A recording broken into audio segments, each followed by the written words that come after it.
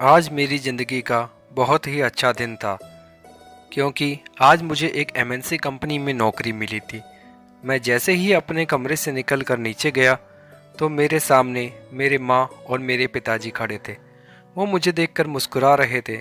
माँ, बाबूजी, क्या हुआ? आप मुझे देख के मुस्कुरा क्यों रहे हैं?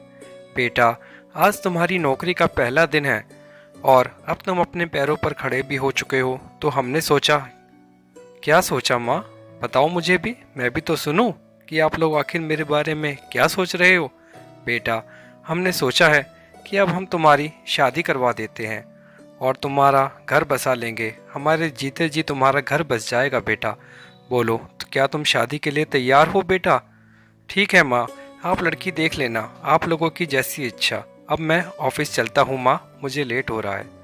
बाय बेटा। मैं अपने ऑफिस में बैठा हुआ था, कुछ काम कर रहा था। तभी मेरी माँ ने एक मैसेज भेजा जिसमें एक सुंदर लड़की की फ़ोटो थी। मैं उस फ़ोटो को देखा और मैंने उस फ़ोटो को देखा और उस फ़ोटो को देखता ही रहा। मुझे मन ही मन वो लड़की बहुत ही पसंद आ गई थी और मैं उसके सपने में खो गया। काश मेरी शादी इससे हो जाए, मैं ऐसे ही सोचता रहा। ये सोचते सोचते शाम हो गई और मैं उस लड़की को देखते ही रहा। मेरा काम में मन भी नहीं लगा। शाम के टाइम मैं अपने घर गया तो मेरे माँ बाबूजी मुझसे बोले, बेटा बताओ क्या फ़ैसला है तुम्हारा? तुम्हें लड़की पसंद तो आई है ना? हाँ माँ, मुझे ये लड़की पसंद है। मेरी शादी उस लड़की से हो गई और आज मेरी शादी की पहली रात है, यानी कि मेरी सुहागरात। मैं अपने कमरे में जा ही रहा था कि मेरे दरवाजे पे मेरी बहन और उसकी एक दोस्त खड़ी थी। भैया, कुछ पैसे दो तभी अंदर जाने दूंगी, वरना आज रात आप अकेले ही रहोगे। क्यों, किस बात के पैसे? अरे, जो पैसे बचे थे वो तो मैंने अपनी सालियों को दे दिए और बाकी बच्चा कुचा जोता था। भैया, मुझे कुछ नहीं सुनना, हमें पैसे दो तब हम हटेंगे, वरना नहीं रहे हटेंगे यहाँ से। नहीं हटूंगी मैं, चाहे आप कुछ भी कर लो भैया, मुझे पैसे दो और अंदर जाओ भाभी के पास, नहीं तो पूरी रात बाहर ही रहना पड़ेगा। अरे बेटी, क्यों परेशान कर रही है तू? बेटा, चल इसे भी कुछ दे दे, वो ये बहुत जिद्दी है, हटेगी नहीं। अच्छा बहना, लो। मैंने अपनी बहन को पैसे दिए और मैं अपनी बीवी के पास चला गया। मैं जैसे ही अपनी बीवी के पास बैठा और उसे छूने की कोशिश की, उसने बोला, देखो मुझे छूना मत, मैं किसी और से प्यार करती हूँ और मेरे पास भी मत आना, वरना मैं शोर मचाऊंगी। अपनी बीवी की ये सारी बातें सुनकर मैं बहुत ही उदास हो गया। मैं बाहर छत पर जाकर सोचने लगा कि अगर इसको मुझसे शादी ही नहीं करनी थी तो इसने मुझसे शादी की ही क्यों? क्यों इसने मेरा जीवन बर्बाद कर दिया? अरे, कहीं ऐसा ना हो कि कल ही अपने मायके जाए और वहाँ से वापस ही ना आए। मेरी कितनी बदनामी होगी।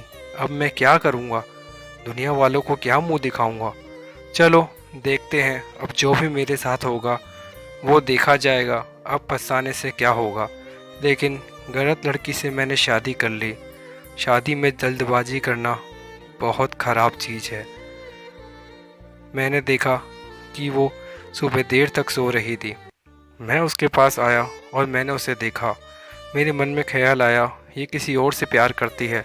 इसने मुझे पहले नहीं बताया, पहले बता देती तो मैं इससे शादी ही नहीं करता।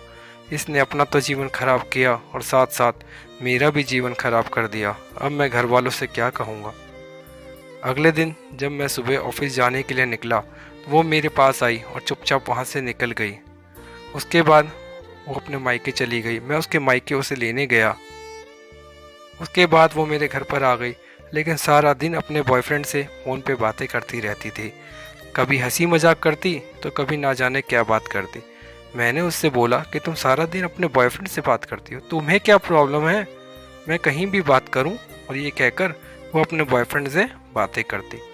एक दिन जब मैं खड़ा था सुबह अपने कमरे में, वो मेरे पास आकर बोली, सुनो, एक बात तो बताओ, हमारी शादी को 7 महीने हो गए हैं और मैंने तुम्हें अपने आप को छूने भी नहीं दिया, तो तुम मेरे बारे में क्या सोचते हो? तुम मुझे छोड़ क्यों नहीं देते? मुझे तलाक दे दो। अच्छा, तो तुम्हें तलाक चाहिए? तुम्हारी जैसी मर्जी। वो ये कहकर अपने बॉयफ्रेंड से मिलने चली गई। सुनो, मैं अपने पति को तलाक दे दूंगी, लेकिन तुम मुझसे शादी करोगे? हाँ हाँ, क्यों नहीं करूँगा। तुम उस पागल को तलाक दो, उसका पीछा छुड़वाओ, फिर मैं तुम्हें अपने घर की बहू बनाऊंगा। अपने माँ बाप से बात करने जा रहा हूँ मैं। ओह, तुम कितने अच्छे हो।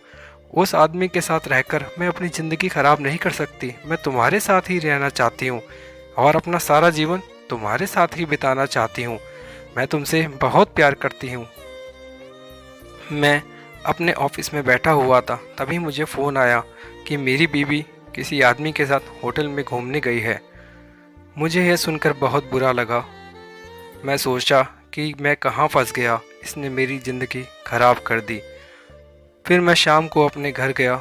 मेरी बीवी आई और मैंने उससे बोला, मेरा दिल तो करता है कि तुम्हें खींच कर एक चाटा मार दूँ, लेकिन मैं उस तरह का मर्द नहीं हूँ जो अपनी बीवी पर हाथ उठाए। सुनो, तुम्हें मुझसे आज़ादी चाहिए ना, तो जाओ अपने घर चली जाओ और कभी लौटकर वापस मत आना। मैं तुम्हें तलाक दे दूँगा, तुम्हारा जब मन करे। ये सुनकर वो अपना सामान लेकर अपने घर चली गई और कुछ दिन बाद उसका फ़ोन आया मुझे और उसने कहा कि मुझे तलाक चाहिए। मैंने बोला ठीक है।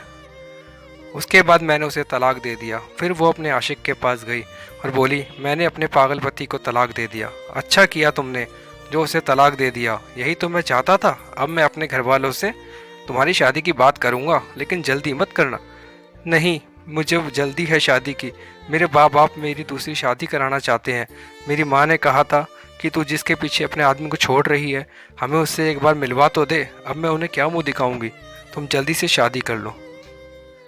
वहाँ मेरे रिश्तेदार मेरी दूसरी शादी कराना चाहते थे और वो रोज़ मुझे लड़कियों की फ़ोटो दिखाते थे, लेकिन मैं इतना घबराया हुआ था कि दूसरी शादी करने का मन ही नहीं करता था। मैं पहली शादी से जितना परेशान हो चुका था, मेरा औरतों पर से विश्वास ही उठ चुका था और मुझे संभलने में पूरे 4 साल का वक्त लगा।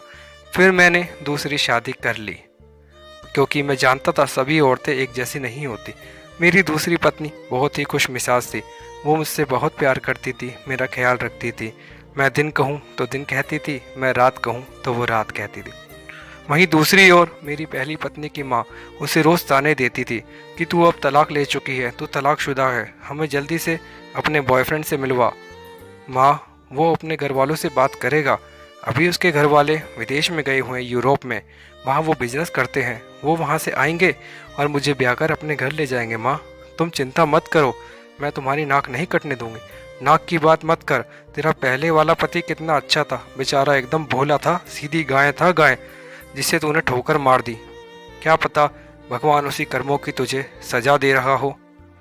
सुनो विक्की, अब हमारे घर वाले मेरे बहुत पीछे पड़ चुके हैं। मेरी माँ मुझे रोज़ ताना देती है। तुम जल्दी से मुझसे शादी कर लो, वरना वरना क्या। मैं तुमसे कोई शादी वादी नहीं करना चाहता। अब तुम्हें मैं एक सच बताता हूँ, मेरे घर वालों ने तुमसे शादी करने के लिए मना कर दिया है। समझा तुमने? जानती हो क्यों मना किया? क्योंकि जो औरत अपने पहले पति को छोड़ सकती। क्या कहा तुमने? मैंने छोड़ा? तुम्हारे कहने पर ही छोड़ा है मैंने उसे। तुमने मुझे भड़काया था। नहीं तो मेरा पति बेचारा देवता था, देवता। वो मेरे आगे एक बार भी जवान नहीं चलाता था और मेरी बेवफाई का सुनकर भी वो मुझे बहुत प्यार करता था। मेरे ऊपर कभी हाथ नहीं उठाया सर। अरे जा जा, तू अपने पहले पति को धोखा दे चुकी है। तू बेवफा है, बेवफा। तेरी जैसी औरत से कौन शादी करेगा? जो अपने पति की नहीं हुई वो अपने आशिक की क्या होगी। तभी एक दिन मेरी पुरानी पत्नी का मेरे पास फ़ोन आया। वो बहुत रो रही थी और मेरे सामने गिड़गिड़ा रही थी कि मैंने तुम जैसे देवता आदमी को छोड़ दिया। और रातों को वो मेरी तस्वीर को चूमा करती थी और मुझे बहुत याद करके रोया करती थी। उसने मुझे ये सारी बातें फ़ोन पर बताई। मैं सुनता रहा, चुपचाप खड़ा रहा, पर मैं उसकी कोई भी मदद नहीं कर सका। एक दिन अचानक मुझे फ़ोन पर यह खबर मिली कि मेरी पहली पत्नी मेरे गम में पागल सी हो गई। मैं उसे देखने गया, पर मैं अब कर भी क्या सकता था। फिर मैंने उसे देखकर मेरे मन में एक ख्याल आया कि भगवान ने तुझे तेरे कर्मों की सज़ा दे ही दी। तूने मेरी ज़िंदगी ख़राब कर दी थी। लेकिन फिर भी मैंने उससे कुछ ज़्यादा नहीं कहा, क्योंकि अब उसका दिमाग पूरी तरह से पागल हो चुका था। अब मेरी भगवान से यही प्रार्थना है कि हे भगवान, उस पर तरस खाओ और उसके कर्मों की इतनी बड़ी सज़ा ना दो। जो बीत गया उसको छोड़ दो।